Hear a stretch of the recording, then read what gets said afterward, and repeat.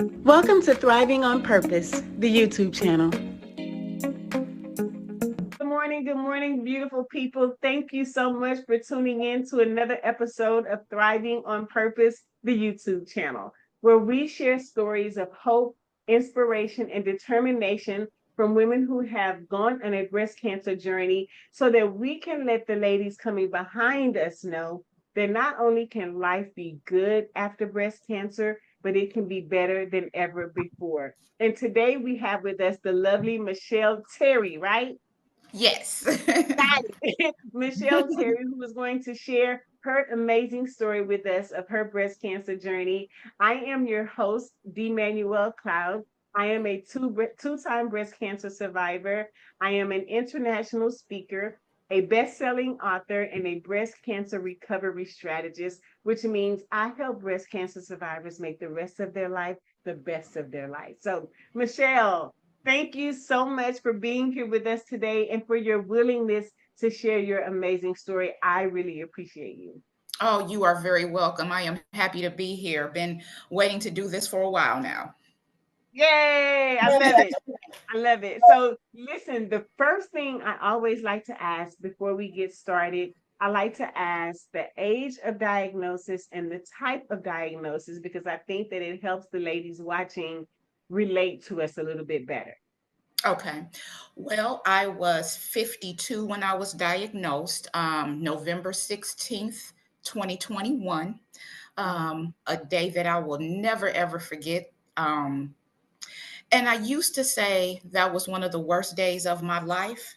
But going through this journey, I have now changed that by saying it was one of the most informative days of my life. So tell us how that change came about, how you were able to go from this was the worst day of my life to this was the most informative day of my life. It took me a while to get there. When I started going through chemo, well, let me back up. When I first got my diagnosis, of course, I was devastated. Um, just at a loss for words, didn't know which way to go, confused. Every emotion that you could probably think of, I felt that day.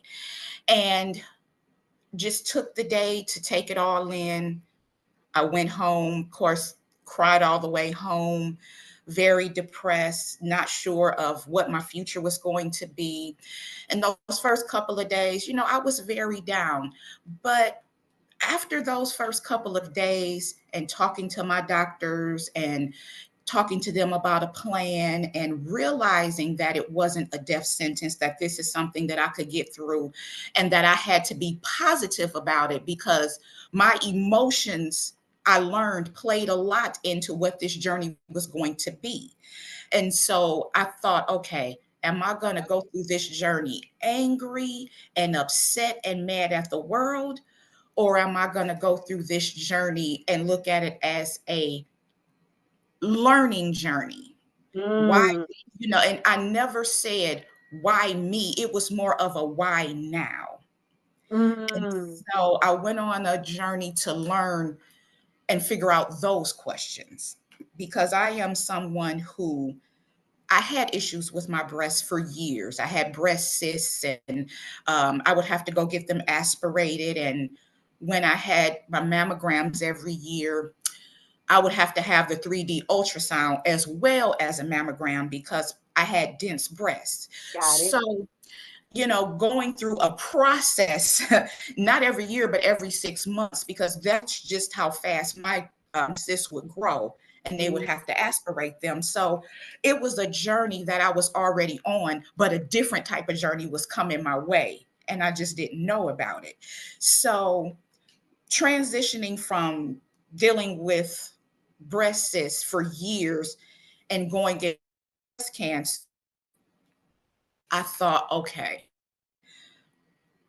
why now? Because this could have happened years ago, mhm. but it happened in my early 50s.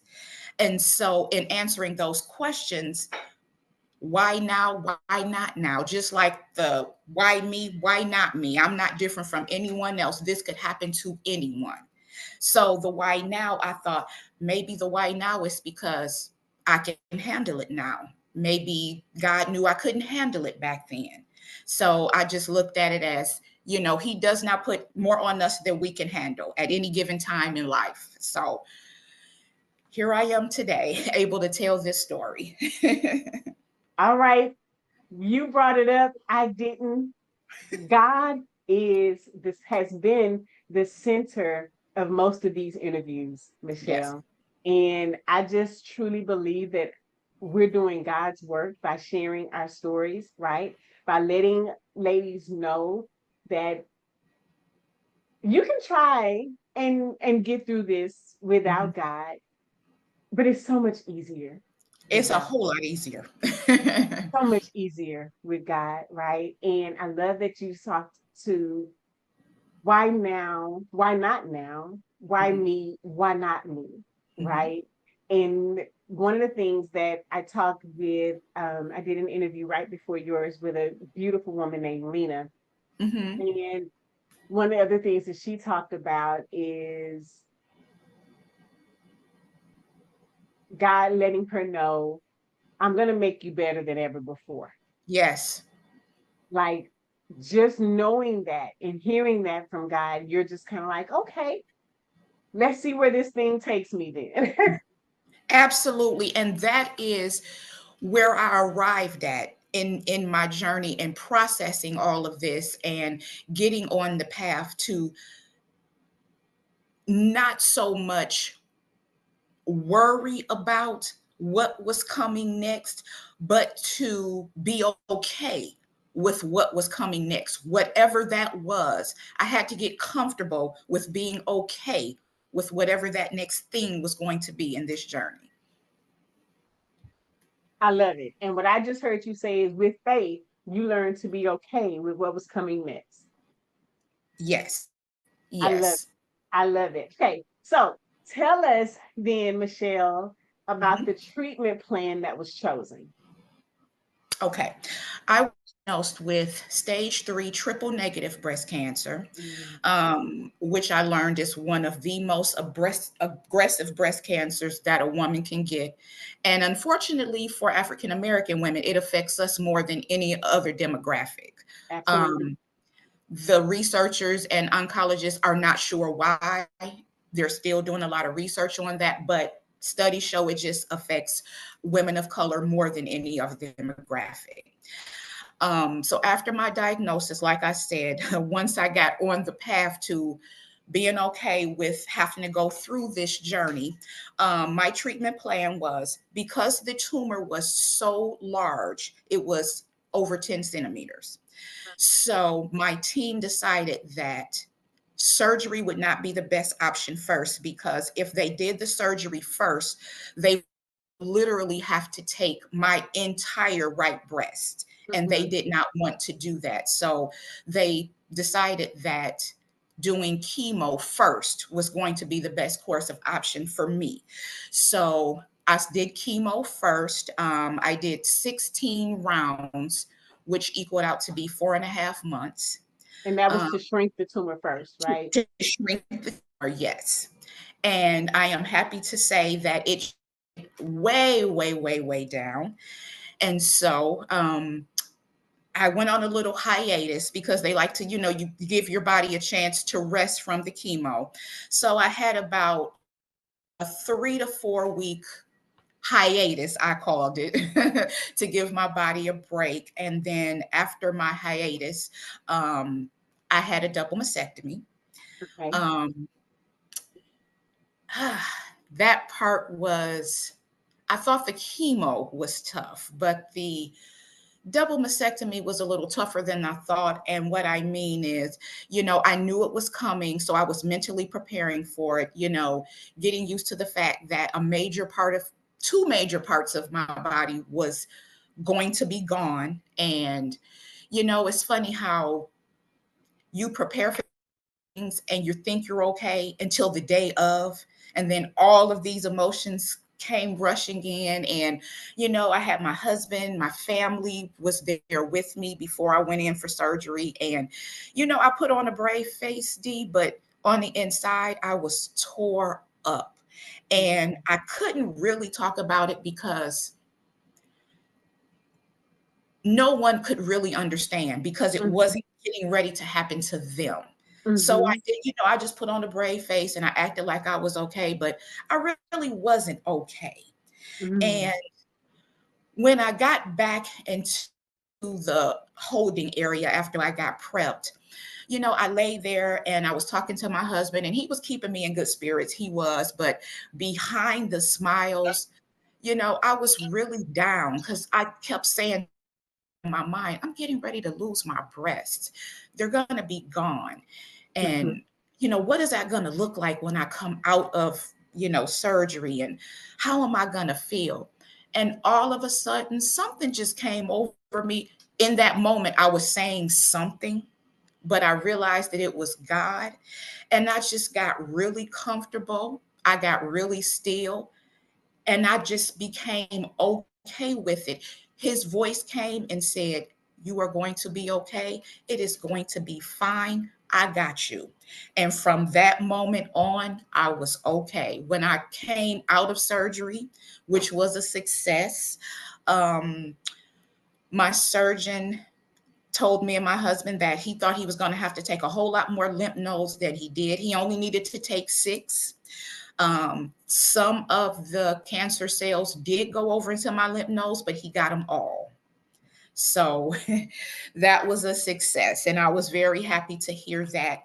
My plastic surgeon, who also was in there at the same time because they Mhm. tag team, and after she did her work, everything went according to plan.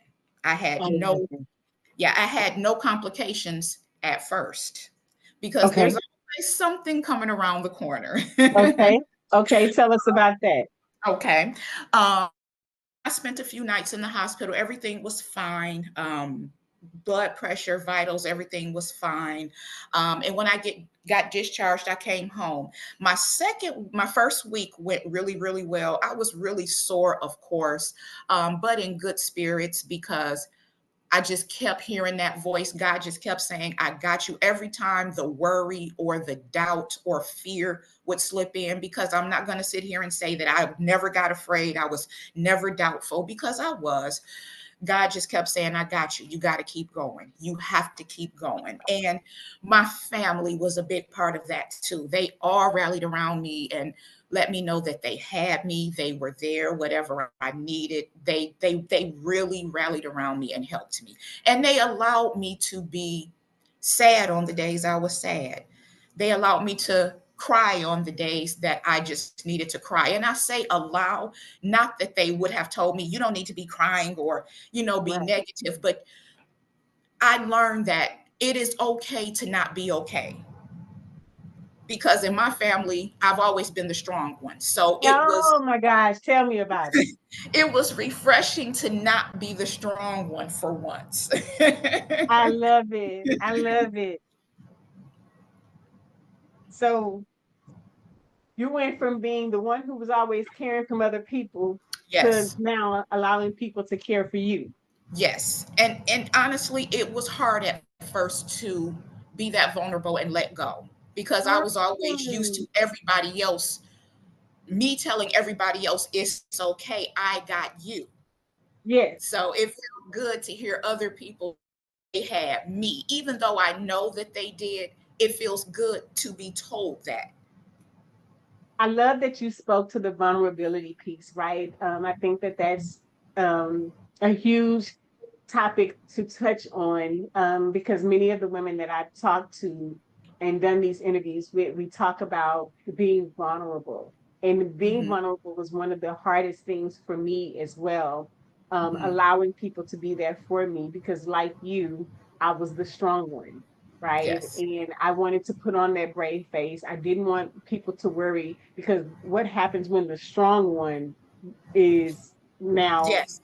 in turmoil, right? Like, or she's being faced with a challenge or what have you. And so I had to learn that it was okay to not be okay, that it was Yes. okay to allow people to be there for me Yes. instead of the other way around. So thank you for Yep. speaking to that. I think that's very important for anybody watching, right? Mhm. Yes, Vulnerability is a superpower, and that it's okay to be vulnerable and allow people in and allow people to support you. It doesn't make you weak. It in fact makes you strong. Strong people ask for help. absolutely. And I had to learn that. It's not something that I knew initially. And it is okay. And I also learned that I got comfortable being uncomfortable Mm, because you go through a lot of uncomfortable moments in a breast cancer journey. And my one of my really uncomfortable moments came my second week of recovery from my double mastectomy. Um, my right expander, and what an expander is, which I'm sure you know what an expander is. It's what they put in before you go for your reconstructive surgery, before they put in the implants. It's like hmm. temporary implants to get your body used to having the implants. Yes. And the one on the right side got infected. And Um, yeah, my incision started leaking, having fluid, and I didn't know what was going on. And at the time, my plastic surgeon was on vacation, but she knew that, of course, that I was in my second week of recovery. And so she was checking on me. And I called into the office, and her come in, and she looked at it and she said, "Yeah, this is definitely infected." She called my plastic surgeon on, let her know what was going on. My plastic surgeon told my nurse to let me know. She was coming. She was flying back. This was on a Tuesday. She said, "Let Miss Terry know I am flying back on Friday for her to meet me at the hospital. I'm going to go in and clean the infection up and get her taken care of and get her back on the right track." And that is exactly what she did. Came back from her vacation to take care of me. So I thought, um, wow, okay. isn't it amazing the people that God will place in your path, Yes. right? And Like, God put some amazing doctors in my path. He did. It was so effortless and seamless, and it all started from my breast surgeon, because it was so funny. After I got diagnosed, he said, "Do you have an oncologist?" And I said, "Well, Dr. Diaz, why would I have an oncologist in mind? That is a doctor that I never thought that I would ever need in my life." And so he laughed and he said, "That kind of was a silly question." He said, "I have the perfect person for you." And every time he would ask me if I had someone in mind when it came to my radiologist and my nutritionist and all of these people, I kept saying, why would have a need for these people? Of course not. He put every one of those people in my path, and they were all women except for him. And the amazing thing, D, is they all were familiar with one another, not friends, but familiar with one another. Being in the medical profession, they all were aware of one another. So it just came about that I had a team that were familiar with each other. They were familiar with each other's work, and they all communicated together, because every time I went to an appointment to see one of them, they would say, "Oh, I talked to Dr. Dixon today. That was my oncologist. And, she let me know this, and I'm aware of that." And I went in to see my radiologist. It didn't even dawn on me that they would bring her into the loop on my infection, but they did. The very first conversation we had, after she explained the process of radiation and what would happen, is she said, "Yes, and I talked to Dr. Amaka, and they've been keeping me in the loop on your infection, and she told me she did this and that and the other." And I was in awe of all of that, how they all just took care of me and knew what was going on before I even walked through the door. I love it. I love it. Okay, so we talked about the infection, and I Yes, imagine that was a challenging time. Tell us it about was. any other challenging moments on your breast cancer journey and how you overcame those. One of the most challenging moments was when I realized that I was going to need assistance going to the restroom. I was going to need assistance bathing because right after a double mastectomy, you have draining tubes coming out of each side of your underarm and you can't get those wet. So I thought, okay, how am I going to navigate bathing and using the bathroom because my arms were sore and I didn't Mm-hmm. realize that I was going to have limited mobility.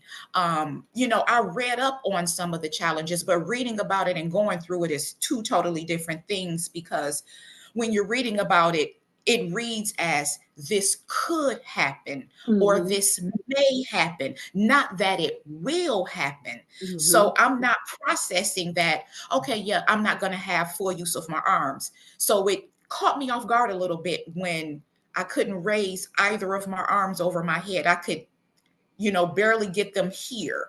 And I Mm-hmm. had to go to physical therapy eventually just to learn how to raise my arms again. Mm. Didn't realize that was going to come into play, but it did. So that was difficult for me.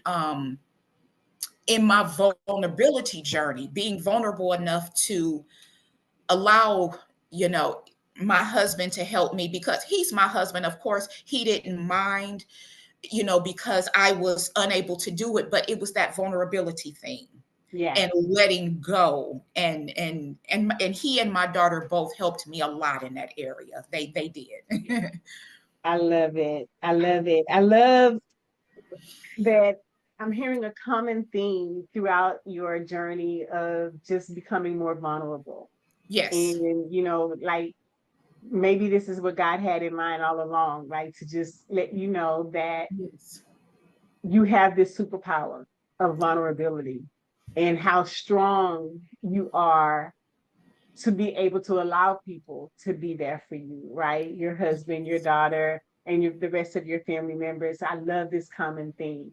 So tell me, Miss Michelle, about the beauty in your breakdown. And what I mean by that is tell us about any of the lessons that you learned through your breast cancer journey. One of the most valuable lessons that I learned is that you can make all the plans that you want to. No matter what plan you make, be prepared to take a detour because there's going to be a detour, whether it's a good detour, a bad detour, an indifferent detour, there's going to be a detour. And Embrace the so, detour. yes, embrace the detour. I love it. I love it. So we can make all the plans that we want, but ultimately, God's plan is the one that matters the most. Absolutely. And when God's plans show up, usually it shows up with a detour. Yes, it does. And so we are only meant to embrace the detour, to know that God's got us, that God is allowing this thing to happen for our betterment, right? One Yes. of the things that I talked about with the young woman before that I did, who I interviewed before you, was Mhm. we talked about um, knowing that as long as we make a choice, as long Mhm. as we take an action, then God can bless that action, right? Yes. Like God can bless actions we don't take. And so I love that you talked about how we must embrace the detour and how that detour is, in fact, God at work, right? Yes. Like I I truly believe that in my own life and just not just breast cancer because one of the things that I'm always saying is that breast cancer is one chapter in our story. It's not Mhm. the whole book. And we're Yes, going ma'am. to have lots of detours in this lifetime, right? And Yes. the question should always be for anybody watching, God, what is it you want me to learn from this? Yes. Yes. Right? What is it that you're trying to teach me?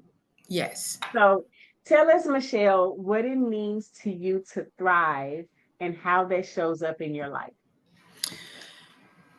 What it means to me to thrive. I thought about that question and I knew you were going to ask me that question.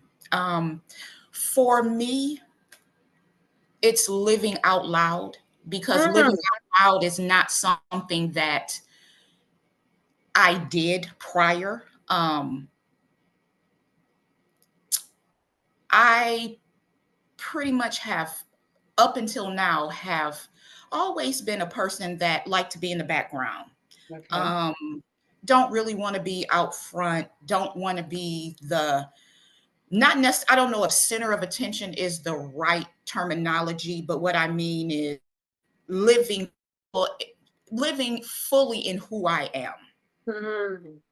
and not taking a back seat, so to speak. No more shrinking. N- that's the word. No more shrinking or feeling like I need to shrink to be in the room. Being, Hmm. I'm processing this as I'm saying it to you, being comfortable in my own skin. Hmm. I thought that it's funny how I thought that I was comfortable in my own skin, but this journey has shown me that I wasn't really, because Mm.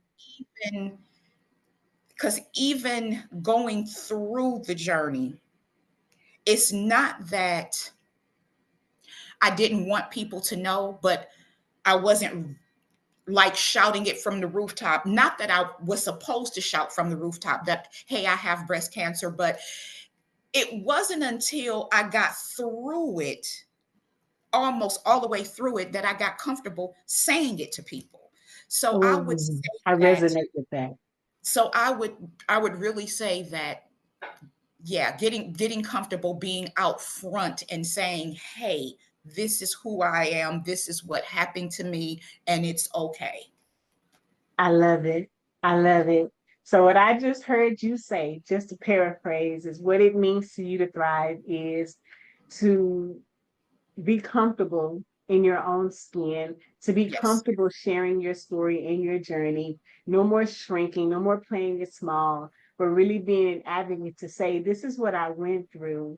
And yes, by doing that, Michelle, I don't know if you recognize it or not, you're giving other women permission to do the same, right? To no longer yes, shrink, to stand in the fullness of who they are and who God created them to be, and knowing yes, that God has taken us on this journey, I believe anyway, so that we can give God the glory, right? That's just what I believe. And yes. I love that we are aligned like that. So tell me what you're up to now, Miss Michelle. Well, what I am up to now is, other than being back to work, what made me get connected to you is I saw, I was just on the internet one day, and you kept coming up on my timeline, and I'm like, she keep coming up on my timeline, and I read your story, briefly read your story, and I thought, okay. And you know how you just kind of look at something and you just scroll on and the days go on, and you kept coming up, and I'm like, okay, Miss D Manuel Cloud, you keep coming up in my timeline. Why are you coming up in my timeline? And so nothing happens, you know, just by happenstance. And I thought, I okay, believe that. I believe that nothing happens by accident. it does not. And I said, okay, Michelle, go ahead and click. Let's see what Miss D is talking about, because she keeps coming up on your timeline. And when I clicked and I read, and I said, okay, this is what I've been feeling, because when it's so funny, and this was a new emotion for me, and I kept hearing from other people that I was going to feel this way, and I'm like, no, I'm okay. I'm really okay, because going to appointments and going through chemo, you meet people, and you talk to each other about your stories while you're going through that. And I was talking to a lady one day, and it was her third time dealing with cancer. Mm, So she was very well versed in the journey. And she said, you know, when you get on the other side of this, you're going to be wondering, what am I supposed to be doing now? Because right Mm, now, your life is all about breast cancer and the mhm, treatments and the doctor appointments and, taking care of yourself, making sure you're eating right and getting rest and all of these things. And when it's over, you're going to wonder, what am I supposed to be doing now? mhm. And she said that to me on more than one occasion. And I kept thinking, no, I'm going to be okay. I'm looking forward to, not having my blood drawn every week and not being scanned and picked and prodded. And I'm looking forward to getting this poured out of my chest. I'm thinking about all of the things that is not going to be happening anymore. And Amen. as sure as is everything, D, after I rang the bell, and there were no more treatments and there was no more meds, and one day it came over me so heavy, and the thought popped into my head, what do I do now? What am Mhm, I supposed to be doing in this moment? Because normally it was getting ready for a doctor's appointment or preparing myself mentally and physically for chemo, or you know dealing, because at the same time I was dealing with the onset of menopause and the mhm, hot flashes and mm, the hormonal changes and everything that comes along with that. So, mhm. I just thought, well, I'm going to sit back and I'm going to relax and I'm just going to, whatever comes next, I'm going to take a few minutes and figure all of that out. And it hit me like a ton of bricks. What am I supposed to be doing now? Because I don't know what to do. For the last 2 years, my life has literally been focused on surviving cancer. Mhm. So, what am I supposed to be doing now? So, it's so funny how you think about, well, I thought about things that, you say, I'm going to start exercising more. I'm going to concentrate on eating right more. I'm going to, I'm a person that loves to do crossword puzzles. I'm going to do more crossword puzzles. I'm going to do more puzzles. And that's exactly what I started doing. I started doing the things that I love to do. Love it. And I love to travel. And so I've been researching on starting a travel business, and through you, I've become very interested in public speaking and telling my story and, letting other women know that breast cancer really does not have to be a death sentence. Now, I do understand and realize, unfortunately, some of us are not going to win the battle. That is Absolutely. that is just an Right. unfortunate part of it. But Mhm. those of us that do, it is okay to say, I survived and I'm going to live the rest of my life continuing to thrive and survive. And that is what I have come to learn, to live my life out loud, because tomorrow, and it's a cliche, but tomorrow truly is not promised to anyone. To anyone, right? There's someone right now on a breast cancer journey who's going to outlive somebody who's totally healthy, right? Absolutely.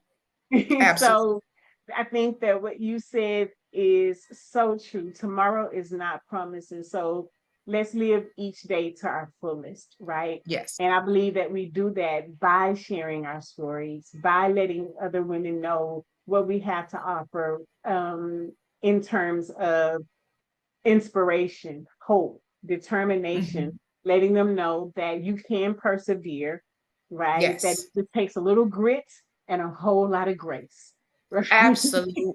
Absolutely. And, I also have come to the realization, 2D, for years, I would always, say to my husband and, my close friends, it is something else in this life I know I'm supposed to be doing. I'm not supposed to just I'm not supposed to just be getting up and going to a job every day and just going through the motions of working a job because I need a paycheck. And, you know, I know that we all at some point in our lives do it because you have to earn money to live, to take care of your family, to pay your bills. But there was always something in me that kept saying, it is something else that you are supposed doing. This is not the end for you. But It's like little a did I divine, know I that, call it a divine tap on the shoulder. yes, but little did I know that being diagnosed with breast cancer was going to help me determine what that something is. I love it.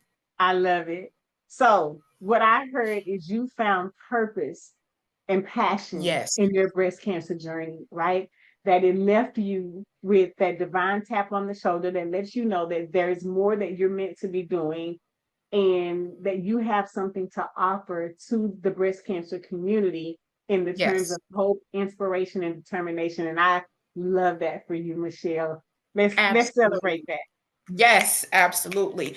And I also want to say that it is important to me as well because I have a daughter, Mhm. and I knew and I've always known that she has been watching me navigate life, being from she was a little girl. She has been watching her mom. And I want to show her and have shown her that it is okay. Adversity is going to happen, but it is all in how you embrace that adversity and move forward with whatever path that adversity takes you.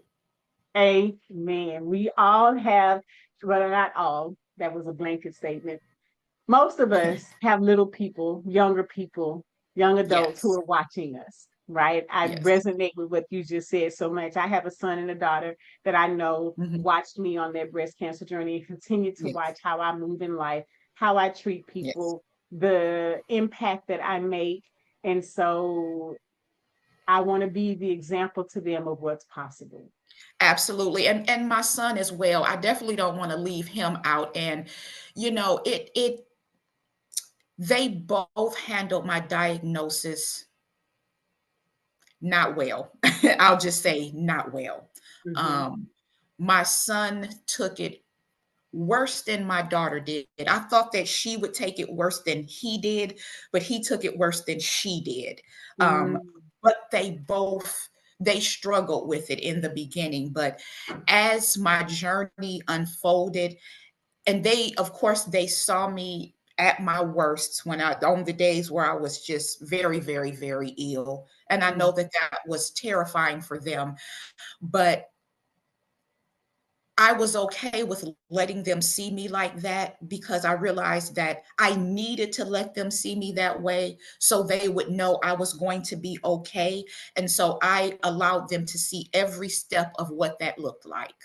I know that's right. No No more, no more hiding, no more more shrinking. hiding. I'm gonna let you see me at my worst, so that when you see me at my best, you know what's possible for you, right? Like you Yes, can get through life's challenges and yes, difficulties the same way Mama did. absolutely. And that also played a part in when I first lost my hair. I handled that better than I thought that I would because I knew it was going to happen. My oncologist told me because of um, the mixture of chemo meds that she prescribed. She said, "Now I tell my patients that you may lose your hair." She said, "But for you, Miss Terry, I'm just going to go out and I'm just going to go ahead and be honest with you. You are going to lose yours." Because Hmm. the cocktail mixture that I have prescribed for you, it is very aggressive. You're definitely going to lose your hair. So Hmm. I made peace with that, or so I thought. Okay. When it started coming out, I was just combing my hair one day, standing in the mirror, and it just started coming out in the comb. And I said to my husband, "Okay, it's starting." And he said, "Well, babe, you knew it, we talked about it. You knew this was going to happen." And I said, "Yeah, but saying it and knowing it and seeing it is two different things." And That's right. so I just kind of stood in the mirror and I looked and I was like, "Okay, this is odd and this is weird." And so I said, "Well, what am I going to do with the patches?" Because, you think it's just going to all fall out. That's Mm-hmm. really not how it happens. It comes out in patches. Mm-hmm. And so I said, "Okay." I got to do something about this. I got to take control of this. I cannot let this take control of me. So I called my hairdresser and I said, okay, my hair is coming out now. And she said, you ready? I said, I'm ready. And so I went and she shaved me bald. Okay. And and after that, I just I stared in the mirror and I thought, okay, ooh, this is new. This is This got is to get used to different. this. Yeah, very, very different. And for the first couple of weeks, I wore hats all of the time. And this was in January, so it was cold outside. So that was Hmm. part of the reason I was wearing a hat. But here in Nashville, the weather, one week it could be cold and the next week it could be 65 degrees. And Hmm. so one day it was a really, really nice day and I was headed to work and I had my hat on and I thought I can't, and I was having hot flashes, and I was trying to figure out how to get cool, and I kept saying, "Okay, I got this hat on, and this hat is making me hot, and I'm gonna have to take this hat off at some point." Hmm. And I was sitting there, and I was fanning, and my coworker said, "I could tell that you." I said, "I am. I'm burning up, girl," and we kind of laughed about that because we're, women of a certain age, and so she having hot flashes too, and she said, why don't you take that hat off? And I said, I can't take my hat off. I have no hair up under here. And she said, we are all aware because, of course, my coworkers knew I was going through breast cancer. And Hmm.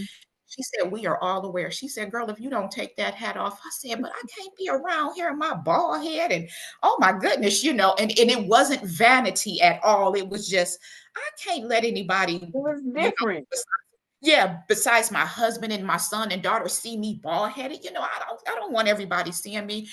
And she said, I promise you, it's okay. Nobody cares about your head being bald. We know why your head is bald. It's gonna Hmm. be okay. Uh-huh. So I didn't do it that day. I thought, okay, yeah, I'm not ready. I'm just not ready. So I went in the bathroom and I took my hat off and I was doing like this to get some relief from the hot flashes. Uh-huh. So, I went about the rest of my day. But the next day, the same thing happened. I said, okay, Michelle, it's time to take control of this. At some point, this hat has to come off. You cannot wear a hat all day, every day at work. You just Uh-huh. got to get comfortable. You just got to do it. D, I sat at that desk. I said, okay, it's time. I snatched that hat off and threw it over on the side. And from that moment on, I got very comfortable with not having on a hat and being out in public. The first time I went to the grocery store without my hat, it was weird. And I had this feeling, and my husband said, because I was like, why is everybody staring at me? He said, nobody is staring at you. It's natural for you to feel that way, but I promise you, nobody is staring at you. And he said, plus, if anybody is looking, it's because you are beautiful with a bald head. In that moment, I thought, okay, yeah, I'm gonna be okay. Me and this bald head is gonna be okay. I love it. I love it. I love how you took control of the thing instead of allowing the thing to take control of you. Right. So Yes, I think that that's going yes, to really resonate with our audience. So many of us lose our hair. I have alopecia, so I'm bald under this wig all the time, right? okay, So I love that you spoke to losing our hair because for many of us, it is a big deal. It is a yes, huge deal. It's so different. It's again going back to that vulnerability piece. It makes us feel so vulnerable, so seen to your point, like you yes. feel like people are staring at you. Um, so thank you for speaking to that and how we can take control of it and not allow it to control Oh, us. you're Thank welcome. you. Thank you so much, Mama. Is there anything else you Absolutely. want to share with our listeners before we disconnect? The one thing that I would really want to share with your listeners is when you have questions, ask questions. to your doctors, your medical team. Do not go through this thinking, I don't want to ask that. That might be a dumb question, or he or she already went over this, so I'm not going to ask again. Ask all the questions that you need to, as often as you need to, however many times a day or week or month you need to.